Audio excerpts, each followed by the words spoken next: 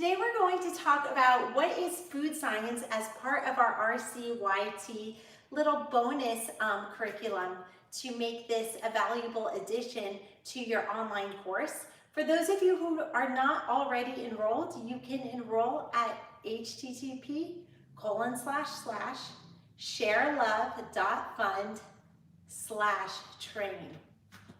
Let us come to a comfortable seated position. You can sit in Sukhasana, easy seat that we learned in week 3, or any variation. If you are like me, sitting in a version of half lotus, I will cue you when we are at our halfway mark so that you can do this position on the other side and stretch your body equally. So in this meditation, we are going to really think about the mind, body, soul connection of yoga.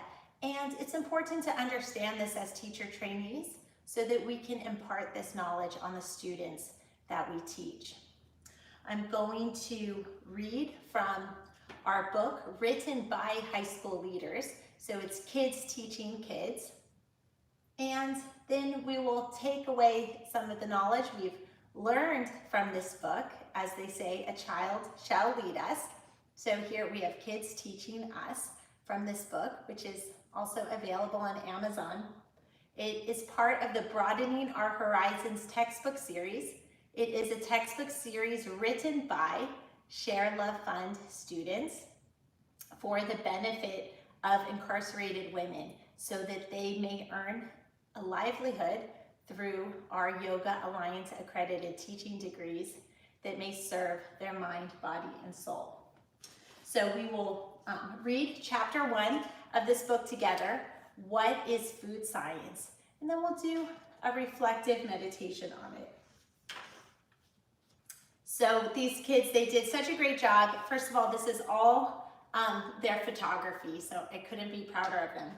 Each chapter starts with keywords and an objective, and it ends with a quote, one of their favorite quotes, and it also ends with a chapter quiz. So this can be a really fun book that you can use as a textbook for those of you who are teachers, and we'll use it as a little bonus textbook material as part of this course.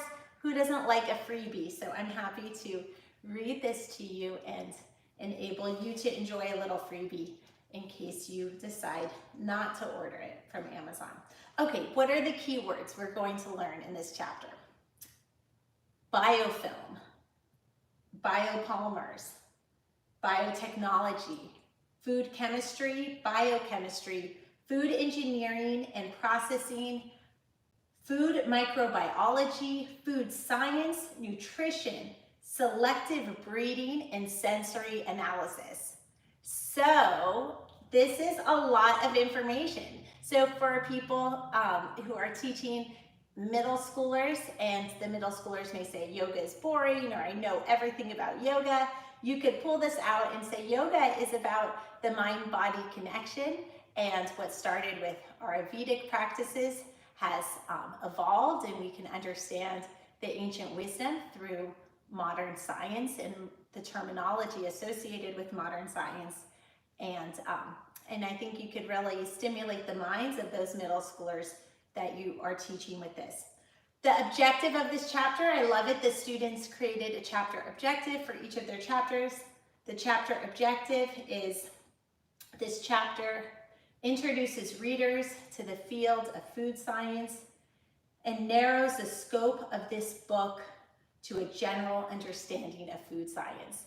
So it's really cute as we learn in yoga about setting boundaries, that our mat is a boundary, a physical boundary, and yoga also teaches us how to control our temperament and create boundaries. I love it that our high school leaders and middle schoolers involved in writing this book, they started the book, chapter 1, with an objective to set a boundary. They wrote that the objective of this book is narrow the scope of this book to the general understanding of food science. So right then and there, they're saying, no, we're not trying to solve all the world's problems. We're telling you right up front how we're narrowing the scope, how we're setting a boundary. I'm so proud of these kids. Okay, let me start reading. And by the way, this is a wonderful teaching tool, this book, because the key words that are in the word box are also in bold, so they're very easy to find. Okay, food science involves 5 major areas. By the way, you won't be tested or quizzed on this. This is just an explorative exercise for us to enjoy together. Food science involves 5 major areas, including food microbiology, food engineering and processing, food chemistry and biochemistry, nutrition, and sensory analysis. The focus in broadening our horizons will be on nutrition. Food science is an exciting area for young learners involving biology, chemical engineering, and biochemistry. You will better understand the modern conventions of food processing and nutritional facts. So cute. Our high schoolers and middle schoolers wrote this. I'm just like amazed every time I read it. In modernizing agriculture, food scientists study plant elements such as the biofilm of food. Biofilm is the protective layer that microbes create over time as an environmental defense. Understanding the behaviors of biopolymers are critical to the development of food science, as they are the DNA produced by organisms. With the advent of biotechnology, the controlled manipulation of biological systems for a desired outcome. So here it is defining biotechnology. What the heck is biotechnology? It is, quote unquote, from the mouth of our middle schoolers, the controlled manipulation of biological systems for a desired outcome. Okay, humans are in a unique position to create systems that positively or negatively impact our surrounding environment. It's pretty deep. We'll explore how even the ancient cultures sought to employ the most advanced food knowledge they had at that time and its use as Ayurvedic medicine and selective breeding of teosinoate to yield modern day corn.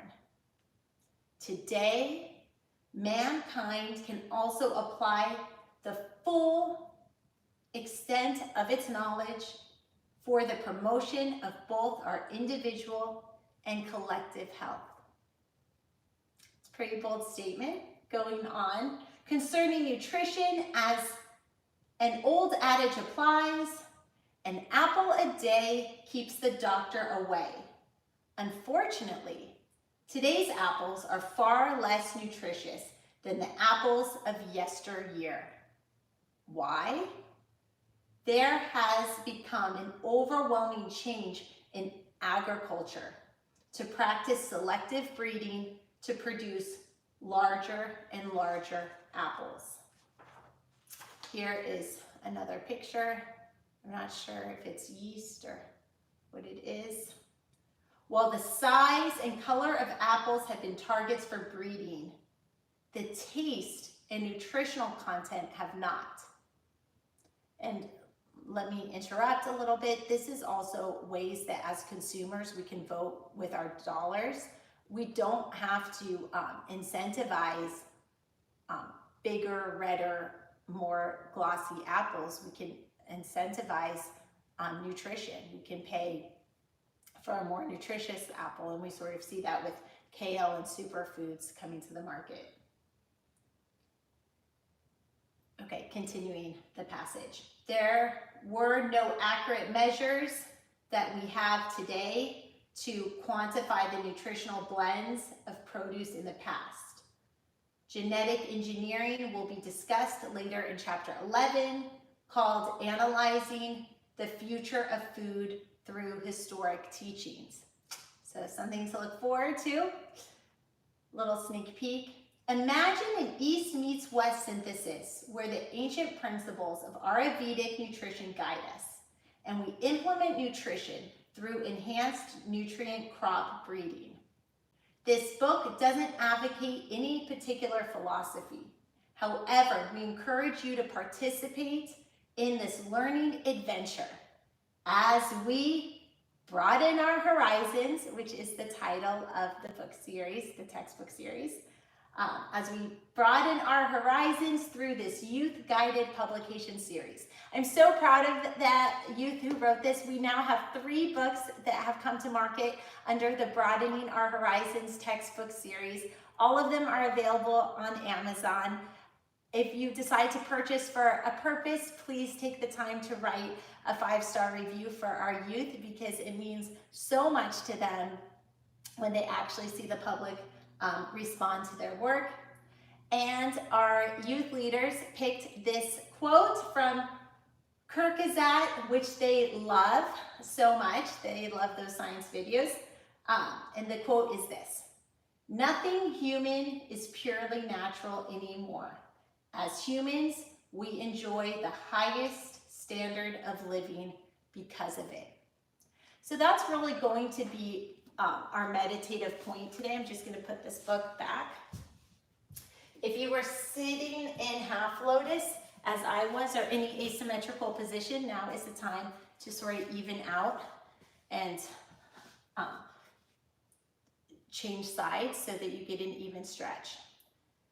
So basically this quote said, "Nothing human is natural anymore, and because of it, we experience the highest standard of living." I'm just repeating that from memory. This is live, blips and bloopers and all, so I'm not saying it exactly perfect, but basically, what do you think about that? And do you agree or do you disagree? That nothing human is purely natural anymore, and because of that, we enjoy the highest standard of living. Or do we? Let us take an internal journey to contemplate just that. Join me in meditation, please.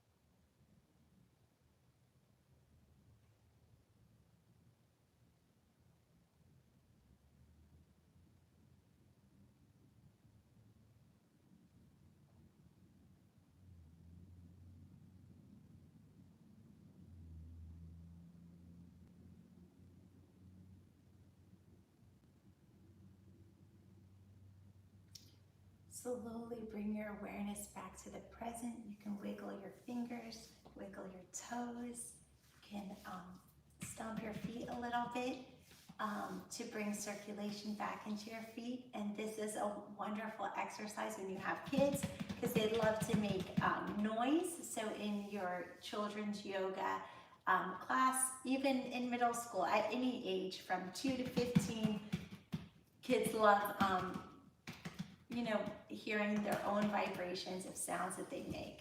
So our peak pose of the week is forward fold. That is a standing forward fold, but we are going to warm up to it by doing a forward fold in a seated position.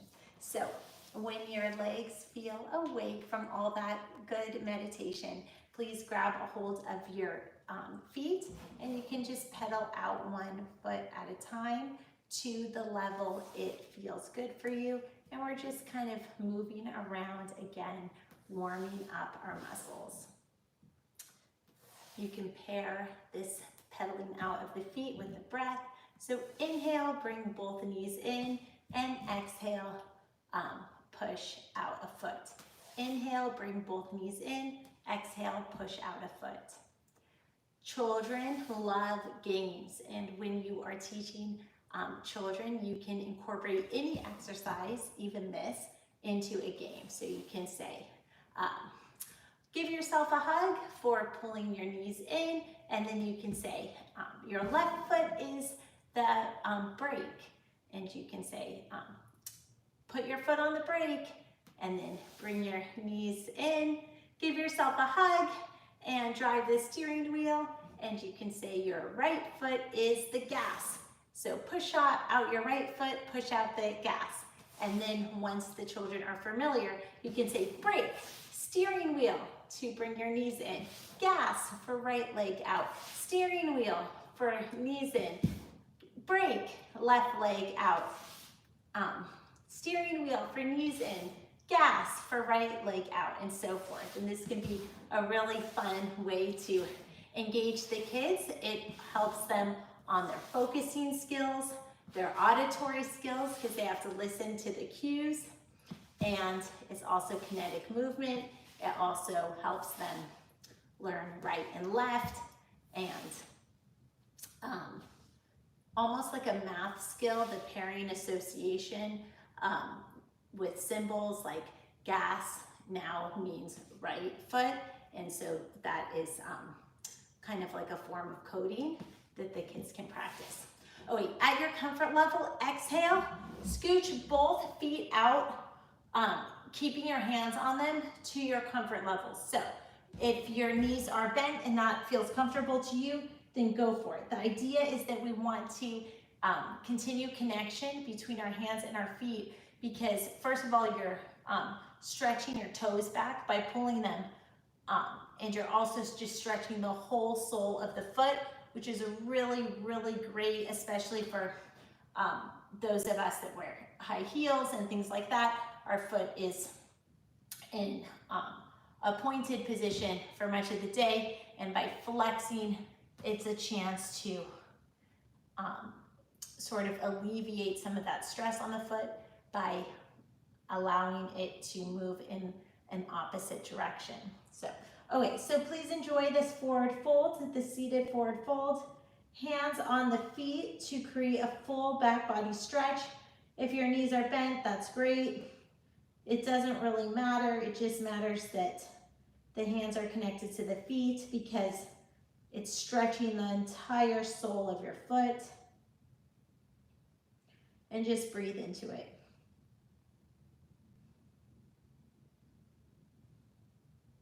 If you feel dizzy or lightheaded, come up as needed.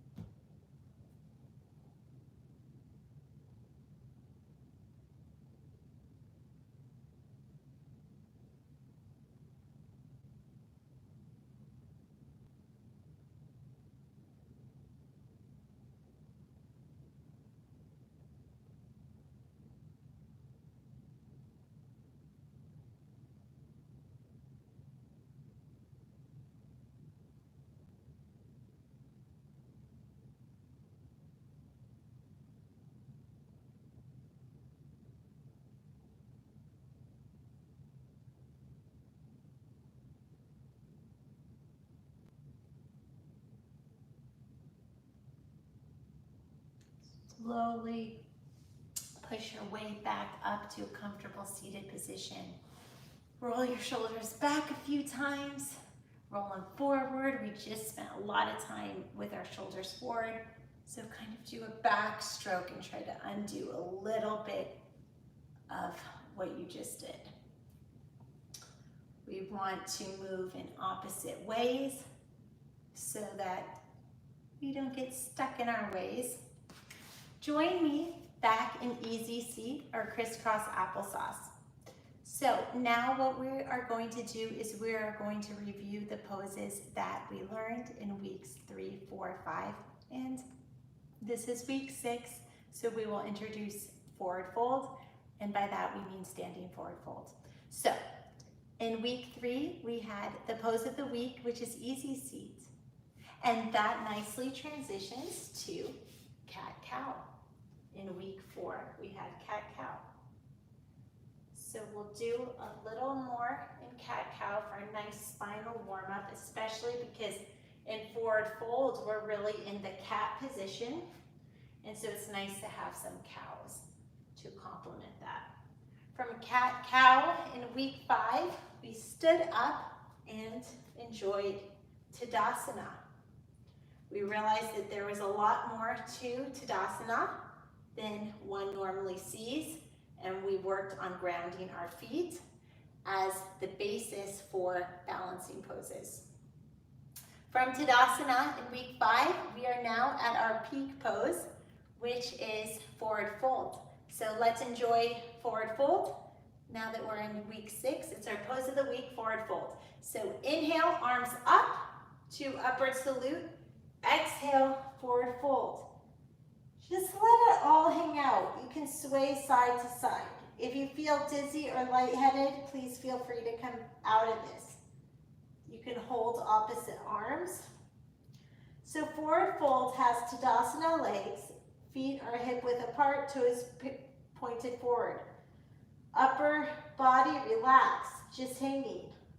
It's a hamstring stretch and a full body stretch. If it feels good to you, you can place your hands under your feet and enjoy a wrist stretch, rocking a little forward and back. We're going to hang out here for a little bit just to get the full maximum benefits of the stretch.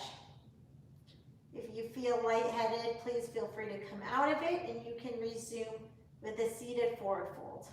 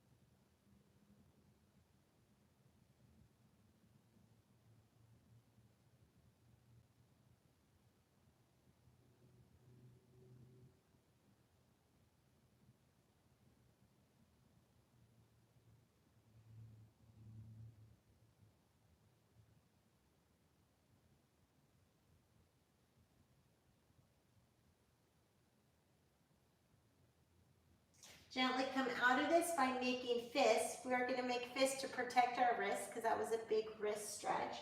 And now bend your right knee and really stretch your left side. This is a way to stretch the IT band and to get a deeper stretch in the left side body.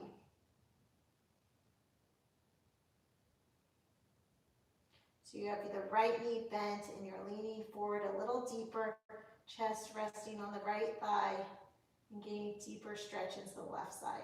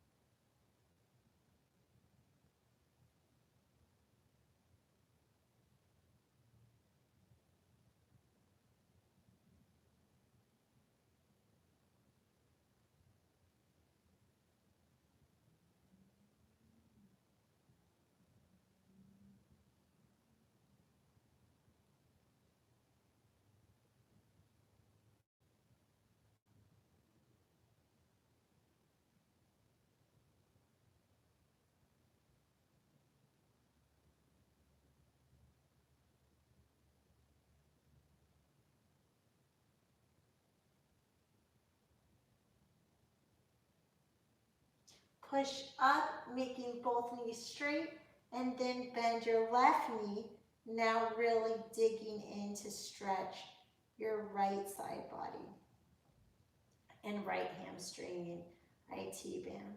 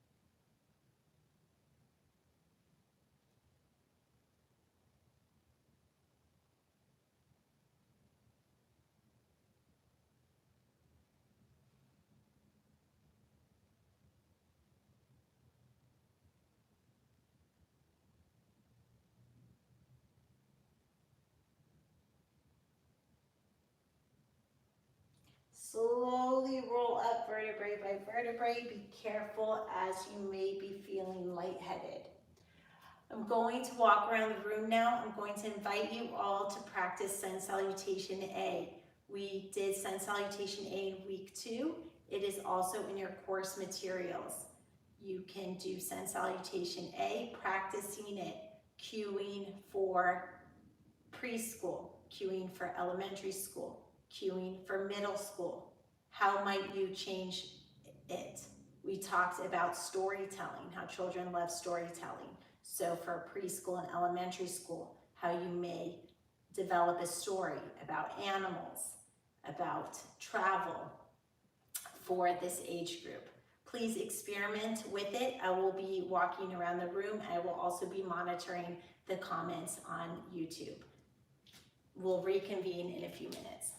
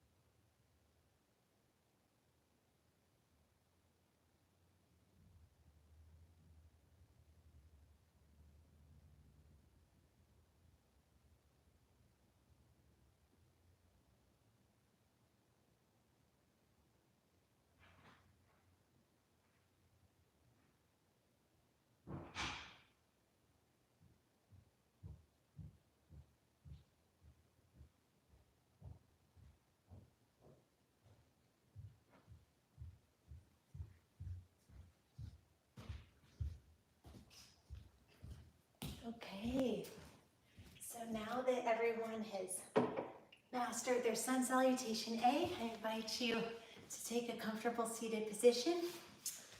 Bring your feet to the front, to the back of the mat. Slowly roll down. Give yourself a nice little hug. Stretch out your legs. Palms face up. And we'll conclude this class with a nice, deliciously long Savasana. We'll be in Savasana for 30 minutes.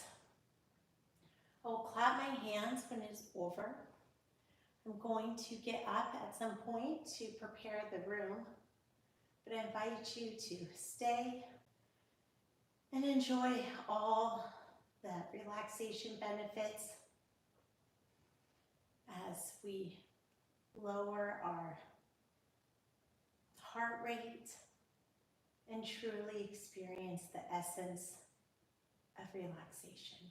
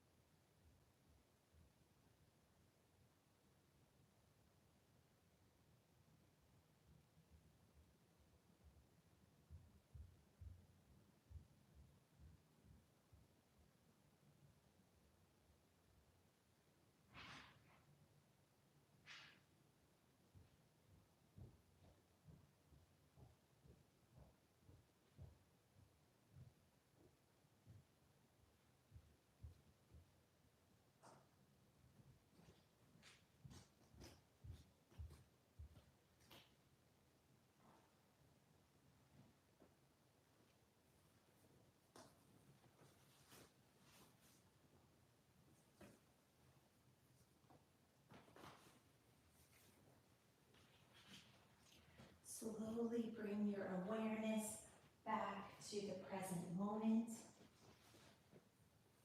Wiggle your toes.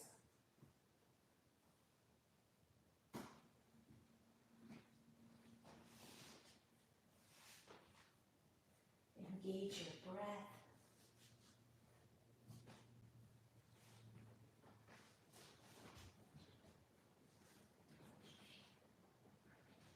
Wiggle your fingers.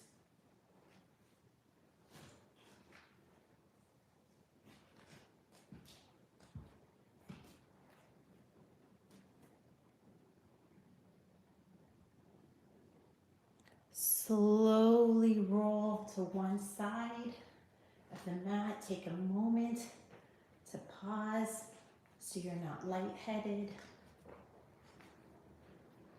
And when you feel comfortable, push yourself up to a comfortable seated position.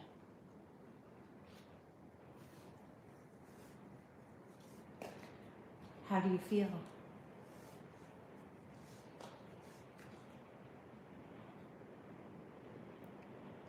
May the light in me be the light in you. Have a blessed day and namaste.